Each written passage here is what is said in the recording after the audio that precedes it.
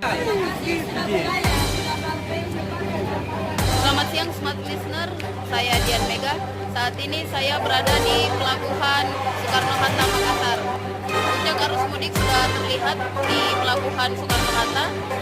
Angkutan laut merupakan alternatif bagi pemudik dikarenakan harga tiket pesawat yang melonjak hingga 2 kali lipat. Contohnya, untuk tujuan Bau-Bau, penumpang yang sebelumnya membayar hanya sekitar 1 juta, saat ini melonjak hingga 2 juta rupiah.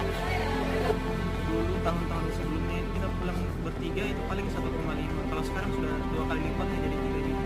Lebih mahal ya. Kalau naik kapal laut itu harganya terjangkau, terus bisa kita santai-santai.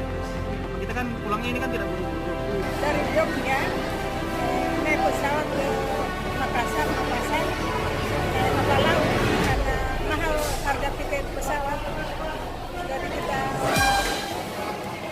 singgah Makassar Bau-Bau supaya dengan ada kurang pembayaran perjalanan. Waktunya Bu, maksudnya kan ini pasti agak lama Bu kalau naik kapal laut, itu enggak apa-apa Bu? Maksudnya